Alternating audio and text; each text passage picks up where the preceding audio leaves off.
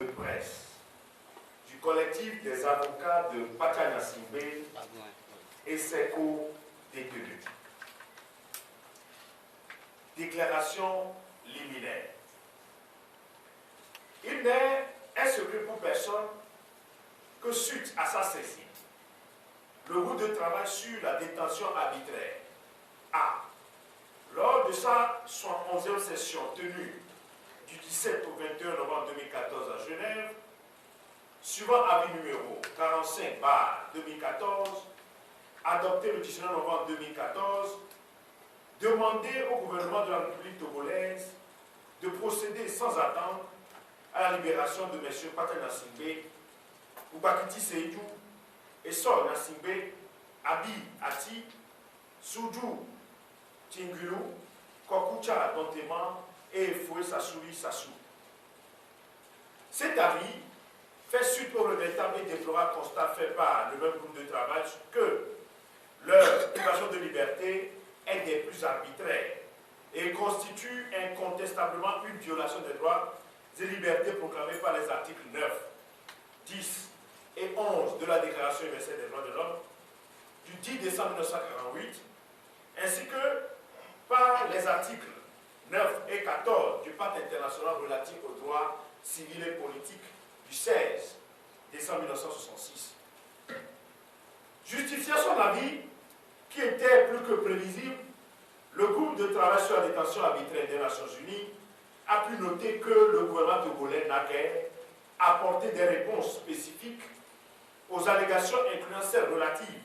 aux actes de torture pendant la détention au secret du sieur Patana Simbé et ses co-détenus. Le même groupe n'a pas manqué de relever qu'un tel silence est si troublant que non seulement il s'agit d'allégations confirmées par la Cour de justice de la communauté CEDEAO, suivant arrêt en date à Abuja, au Nigeria, du 3 juillet 2013, et par le rapport de la Commission nationale des droits de l'homme, en date à Lomé, du 15 février 2012, mais également que le gouvernement togolais ne dit pas pourquoi une enquête n'a pas été ordonnée, ni sur le plan administratif, ni sur le plan judiciaire, surtout du fait que les aveux obtenus par la torture ont été des preuves déterminantes dans leur lourde condamnation en violation de la Convention des Nations Unies contre la torture et autres peines ou traitements cruels, inhumains et dégradants qui, en son article 12, oblige à veiller à ce que des autorités compétentes procèdent immédiatement à une enquête impartiale chaque fois qu'il y a des motifs raisonnables de croire qu'un acte de torture a été commis. Et surtout, qu'il résulte de l'article 15 de la même convention que la déclaration obtenue par la torture ne peut être invoquée comme élément de preuve. C'est donc à bon droit que le groupe de travail sur la détention arbitraire des Nations Unies a conclu que la détention du sieur Patana Simbé et ses co-détenus est arbitraire, car relevant de la catégorie 3 des critères applicables à l'examen des affaires à lui soumises, qui prévoit qu'il y a détention arbitraire lorsque l'inobservation totale ou passer des normes internationales relatives au droit à un procès équitable établi dans la Déclaration universelle des droits de l'homme et dans les instruments internationaux pertinents acceptés par les États intéressés est d'une gravité telle qu'elle rend la privation et de liberté arbitraire.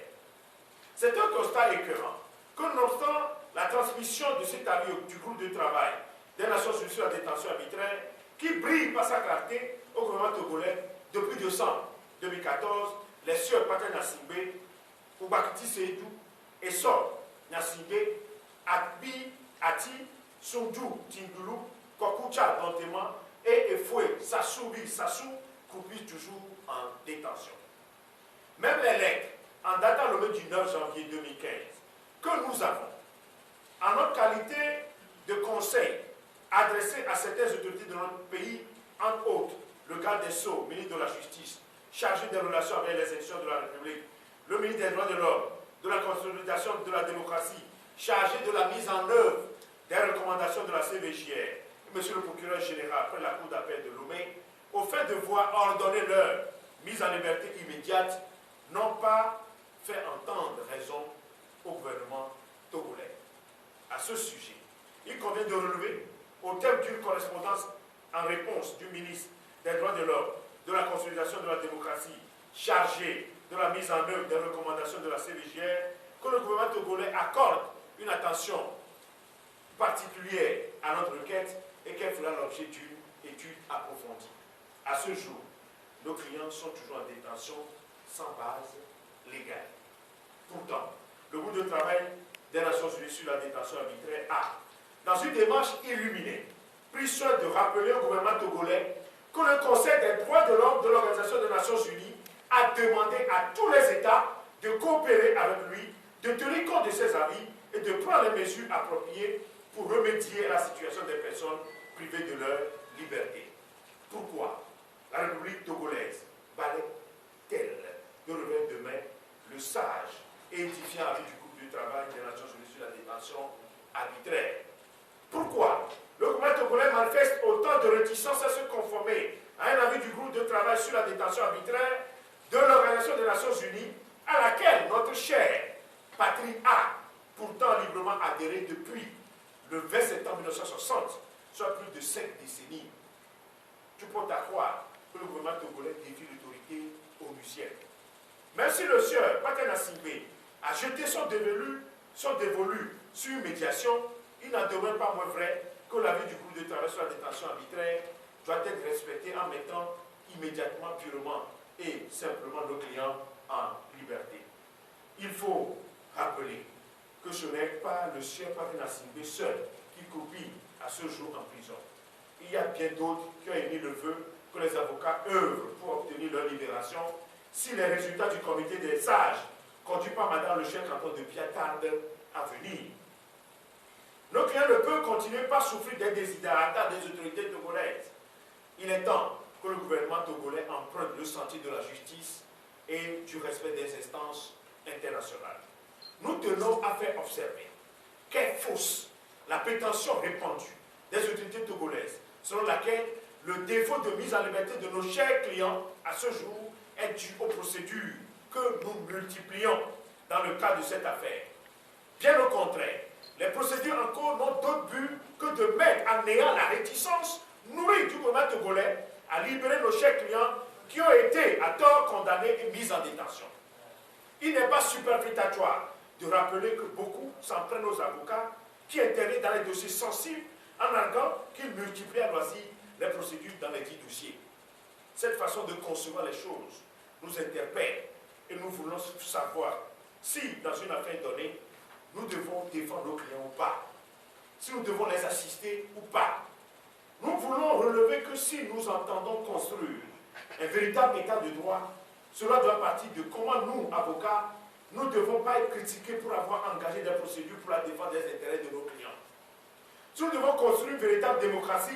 les interventions des avocats dans un dossier ne doivent pas être considérées comme une manière pour eux de ralentir le règlement du litige, mais doivent être plutôt saluées et encouragées. Nous pensons que les gens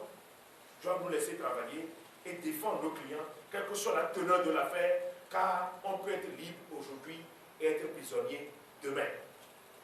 Si nous sommes des avocats,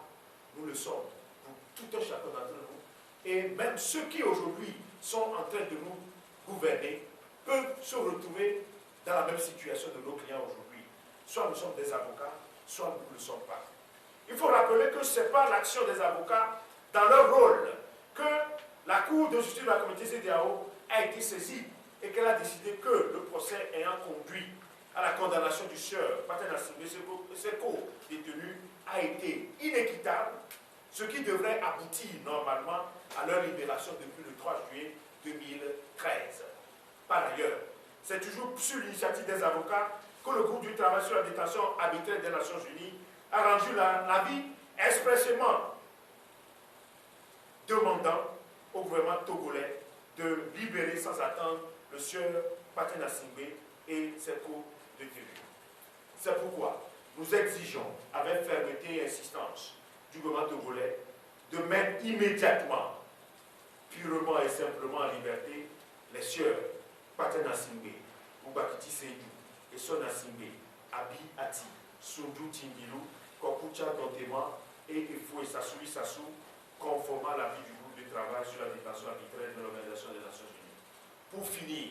nous lançons un appel à l'opinion nationale et internationale et à tous ceux qui sont épris de justice et de paix d'œuvrer à la libération sans condition de nos clients en vue de mettre un terme